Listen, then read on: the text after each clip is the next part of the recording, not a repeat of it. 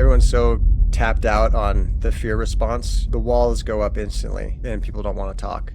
I would just ask the question, be curious with your customers. How would you have identified this going on within your environment? How would you guys defend against this? Or if they got in, how would you identify it faster? Or would you be able to identify it? Or would you like to talk about that? And what are they doing? And how could you learn from that lesson?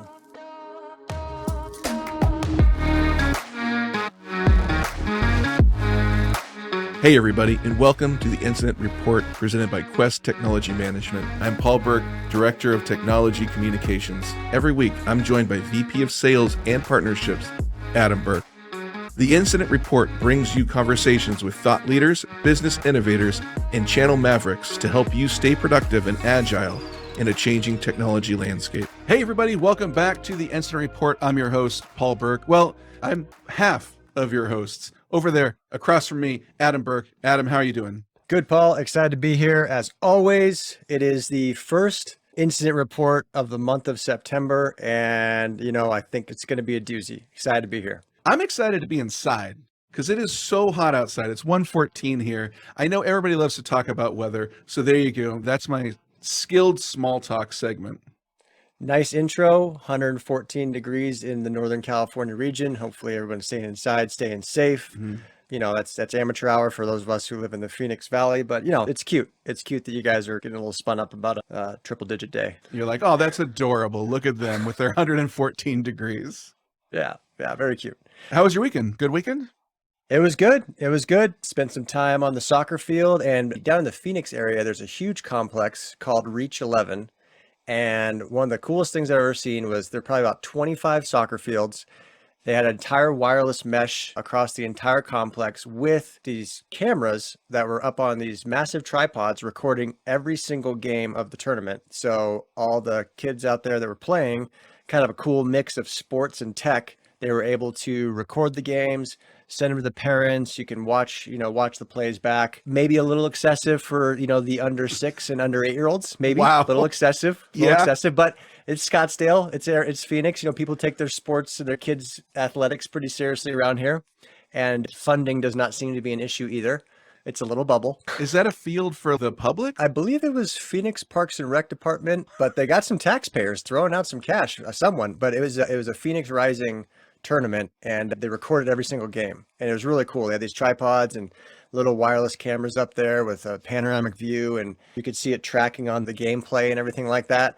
I remember when we were playing high school football, I thought that was the coolest thing ever, when they actually got some camera folks to track the varsity football games. You got to watch that back on tape. Now you're getting that at Pee-wee and junior super level. So I remember being excited when we would go play a football game with lights.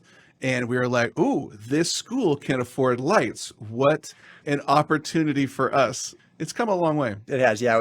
I think Friday night lights, Saturday afternoon sun is just not quite as catchy as Friday night lights. And definitely at our glorious institution, shout out to Casa Roble. I think they got lights now. They went big time, Adam. They got lights. Yeah, all-weather track, too. Orangevale is getting pretty uppity. Well, I think Verizon threw them a ton of cash, and they're like, hey, let us build a tower. And they're like, okay. Oh, do we let them store some digital waste material in the back 40 or something? I think that's the trade-off. All right, well. Yeah, there you go. Yeah, there you go. You might be wondering, hey, what happens at the incident report? And that's a great question. We talk about the stories in the channel that we think you need to know. And you might be like, well, this does not sound like stories in the channel. And we are getting to those right now. And look at this transition. I'm very excited about this transition. Adam, so you mentioned the soccer was youth soccer, correct?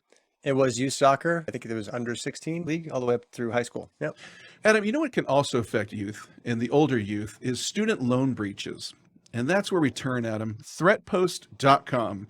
Student loan breach exposes 2.5 million records. 2.5 million records were affected in a breach that could spell more trouble down the line. Ed Financial and the Oklahoma Student Loan Authority are notifying over 2.5 million loanees that their personal data was exposed in a data breach. By August 17th, the investigation determined that personal user information was accessed by an unauthorized party. That exposed information included names, home addresses, email addresses, phone numbers, and social security numbers for a total of 2.5 million student loan account holders user financial information was not exposed. Yeah, I mean, financial institutions usually can detect fraud, and you can lock down accounts and things like that. But when you lose personally identifiable information such as social security numbers, addresses, birthdays, all that kind of stuff, that necessary home addresses that don't necessarily need to be out there, people can use that for identity theft or creating false accounts, or setting up false loans, or doing all sorts of things. A lot of deep fakes coming out. This was a treasure trove of information. And also student loan account information. Those are people who are just maybe either taking a break from the labor force or about to be entering the labor force. I was reading down through the article too. It pinpoints the date of the breach around July 21st, but it also says that sometime between June 1st and July 22nd, the breach happened, and then it didn't necessarily get discovered. This is also interesting, until August 17th. There was a pretty substantial amount of time when organization or individual could have been in the environment watching and basically extracting personally identifiable information for these different users, which is it's a big deal. That's why we're constantly saying and trying to help clients to contain or identify an incident, helping to notify and remediate. Also, this information is on the dark web. It is out there. It's brokered as a commodity. The people who probably extracted this are not the people who are going to manipulate it in their favor. This is just information. And I don't know, it was 10 or 12 years ago, information is the new oil kind of stuff on Barron's magazine or whatever. This is a commodity. This is going to be resold on the dark web, which is a bummer. And what's also upsetting is this data can be used for scammers to send out phishing emails to acquire even more data. And with Biden's administration just forgiving $10,000 in student loans, bad actors can masquerade as that organization and potentially steal and phish information from more users. Yeah, I mean, that program is a known program, regardless of your opinion on doing that in the middle of record inflation. That kind of decision is going to basically, it paints a target on people's back as far as a spear phishing campaign. Tailored messaging to them to exploit them. We saw a lot of this during COVID, when people were getting huge fraud business loan and activities for the COVID relief plans and things like that around the pandemic era. This is just another, people go for where the money is. And right now the feds are printing out some serious money for student loan for folks who leverage student loans. Adam, if you're a partner and you kind of come across a story like this or something similar, how would you recommend using this when you're reaching out to clients? How would you position this? I know I'm kind of putting you on the spot. I'm just kind of curious because this happens and it's such a big story that it's how would you kind of leverage this story for partners in the channel to use it? Yeah, I mean, I think I would, everyone's kind of, I think, numb to the whole fear, uncertainty, and doubt, like scaring people into making a decision. Everyone knows it's a threat. Everyone knows that there are bad actors out there. That's been beaten to death. I don't think you're going to scare anyone into making a decision. But a good question to ask would be, hey, check out that date range on the potential breach versus the actual discovery versus the actual notification. Oh, great point. I would just ask the question, be curious with your customers. How would you have identified, this going on within your environment? Would you have been able to, do you have policies in place? Do you have, least privileged access control in place? Do you have multi-factor? Do you have a web-based portal that can access any actual databases or SQL environments in your backend? I would be curious. Hey, check out how these guys, it's a practice. Hey, look at, kind of back to the soccer analogy we were just talking about earlier. Hey, let's watch some game tape. It doesn't have to be your game tape to learn from it. Hey, look right here. This person got hit. They had a web portal going on. They're not quite sure how this person got credentials. How would you guys, Mr. Customer, how would you guys defend against this? Or if they got in, how would you identify it faster? Or would you be able to identify it? Or would you like to talk about that? The fear stuff, I think people are always going to pitch the fear stuff, that's okay. But I'd treat it like game tape. This is a great summary of, someone else out there in the field of play trying to do what they do, operate their business, coordinate loans for students. And what are they doing? And how could you learn from that lesson? I love that. That's so smart. Approach it from a curiosity mindset instead of a fear-based mindset, because we're so burnt out on fear. I think everyone's so tapped out on the fear response, the walls go up instantly and people don't want to talk. But if you get them talking about, other people's experience and, hey, let's learn from that. How would you address this? It's a little less threatening, at least. I know we've advised leadership at, clients and partners, hey, talk to your people, talk to your IT folks, ask them, hey, could we have seen this? Or could we have identified this? Or do we have a similar web portal that touches personally identifiable information for our clients? How would we address this? And then stop talking and let the IT folks come back to you and give you their feedback. Is like, no, jerk. I've been asking for budget for 2 years and you're too cheap to pay for it. I mean, not that IT person would ever say that to a CEO, but they might want to. Ask for that feedback from the IT staff. I think you mentioned something really important. Stop talking and really listen to what they're saying. That's a great point, because I think sometimes we talk too much. I know I'm guilty of it, and just listening sometimes is the most important thing. Yeah, that's a big fault I have. I hop on partner calls or customer calls, and if I'm talking for more than 5 or 10 minutes, I gotta check myself, shut up, and listen to what they're trying to do. Now, having said that, Adam, let's talk some more. Absolutely. Up next, channelfutures.com, flexibility as a service, how partners can help meet today's workforce needs. So custom operational text flexibility meets partners' business goals and employees' demand for flexibility. When you call it remote work, work from home, work from anywhere, or hybrid work, the common denominator throughout today's workforce is a demand for flexibility. You know what? So I will say this, Adam.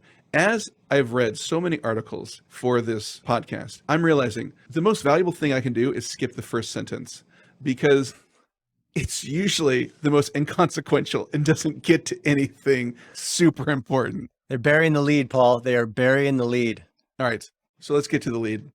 Recent research from Citrix found that 63% of business leaders surveyed said that offering employees flexibility is becoming a key determinant in the job market. However, employers are struggling to deliver. Nearly 65% of employer respondents said that employees now expect a higher degree of flexibility than they can accommodate from a business perspective. There is a clear understanding that flexibility can mitigate the risk of losing talent, opportunity, and revenue. Yeah, I mean, it's right now in the labor force, talent can ask for certain things.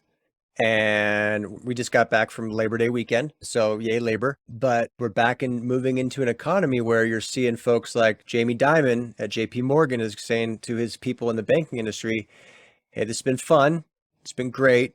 Get your ass back in the office. And because, to him in the banking industry, basically a bank is an organization with a lot of money, and they compete against other organizations that have a lot of money. And how are you actually going to compete? A big way for organizations to compete in the banking world is culture, right? Is, hey, we understand this type of business, or we've been around this long, or those types of things. So in organizations that are, the financial services industry, commodity-based services, things that the only thing that really differentiates you is, hey, this culture of doing business is what I prefer versus this. I think they can demand their people operate at least a hybrid model, 2 to 3 days from an office. I think Apple's starting to do that. A lot of financial services are starting to do that. But also at the same time, I don't think software engineers or folks like that are, helping to ship and write code, I'm not sure they're ever going to go back to a 9 to 5 office environment. I mean, that's not a commodity job necessarily. They're working on specific projects, and sitting in a car, commuting to work or on a subway isn't necessarily productive for a software engineer. So I think it's gonna be different for different organizations, but it is a way to compete for talent for sure. We're hiring people right now. The nice thing for us, when the pandemic hit, was we had already enabled a remote workforce. We had kind of invested in that platform the years prior to support engineers all over the country. That wasn't a new move for us. For folks they're still competing for that talent. Okay, Adam, I'm going to admit something. Just between you and me, I need to tell you something. We're on a podcast. Well, okay, so everybody listening, so the thousands of people listening are going to know this too. I have heard James Dimon mention so much on podcast. Jamie Dimon. Okay, Jamie Dimon. Okay. JD. I call him, when he calls me, I call him JD. What's up, JD? Okay. When you and JD are talking, Adam, I've heard of his mention on a podcast so often. I have always thought, and I don't know if anybody else out there listening has actually thought this, and feel free to admit it because I'm admitting it. I thought his last name was Diamond. It's not. It's Dimon. It's Dimon. I never knew that.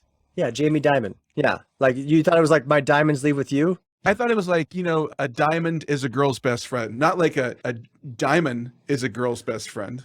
Yes. Yes. No, you were wrong. I mean, You don't have to be nice, Adam. I know you're struggling to find the words and not like you're a moron, Paul. I understand. I just needed to say it. I'm sure somebody else out there has thought it as well. I can't be alone here. well, it's okay. I mean, if you turn on like CNBC, like, I don't know, once a year, you'll probably see his name written in front of you. So I don't watch CNBC, Adam. I listen to a ton of podcasts. So my ears, I blame my ears, Adam. That's what I blame. that's understandable. That's understandable. Probably, when I was pronouncing it earlier, it probably did sound like Diamond as well. So Jamie Dimon, good call. Adam, I'll be honest, I'm pretty ashamed with myself, but we have to move on. Our next article comes from channelfutures.com. IT service providers get boot camp and reoccurring revenue growth. The program will become a complete 2-day workshop in Q4 of this year. At this year's MSP Summit, there's going to be a special session called Managed Service Accelerator Program, Growing Reoccurring Revenue. It'll be led by MSP expert Lynn, who has had a long career working for more than 30 years as a channel executive. The article goes on to talk about business transformation stages as Lynn sees it, and it's a really interesting read. Yeah, this was an article I came across. It's in Channel Futures, and this gentleman DiCostanzo, that's a great last name, DiCostanzo. He was talking a lot about organizations making a transition into this reoccurring revenue model, and you saw the Microsofts of the world go there. You saw Cisco shifting. You've seen all the, VMware, different security vendors. Everyone's out there providing as a service models, right? You have subscription security services from a firewall perspective. You got folks like Zscaler and Cato and Fortinet and Palo Alto Networks, and everybody's out there providing subscription-based services. I think what his point is that managed service providers are also coming in to evaluate, okay, what offerings are we going to deliver to our client base as under a reoccurring model. Quest went through this, back when we built out our managed services capabilities in early 2000, mainly around security, and then kept adding, different features, monitoring, alerting, endpoint protection, SIM, across the gamut. It's culturally ingrained into us now. But coming from a VAR perspective, coming from a reseller, that transition, that chasm takes a while, because you go from large CapEx purchases, you drop ship equipment, you collect, you get paid, you get your gross margin, and then you go hunt the next one, and you go to the next refresh cycle. It's a different model of, okay, I got to create an operational unit that's going to manage this ongoing. I got to get my costs right. Like, how much am I going to charge the customer versus, what financially makes sense.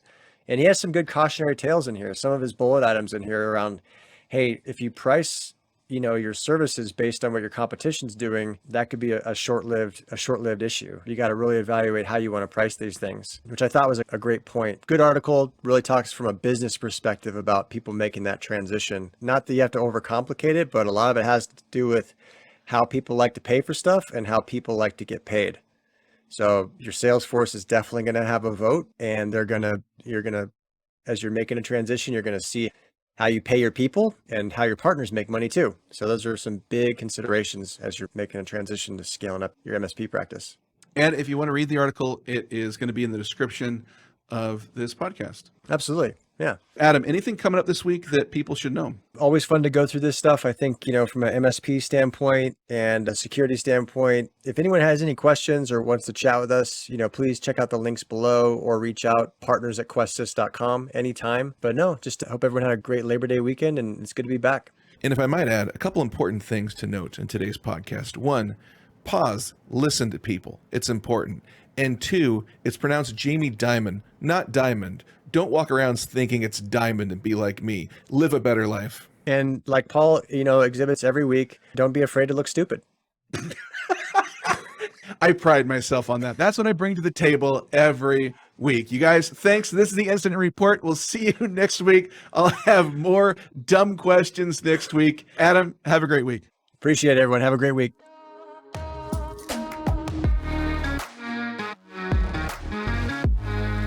Thanks so much for listening. The Incident Report is brought to you by Quest Technology Management. With over 40 years of experience, Quest is a leading technology integrator working seamlessly with your staff and systems to achieve your IT goals. Learn more about everything they do at questsys.com. And if you have questions or suggestions for the podcast, you can always email Adam and myself at theincidentreport@questsys.com. We hope you have a great week, and we'll see you next time.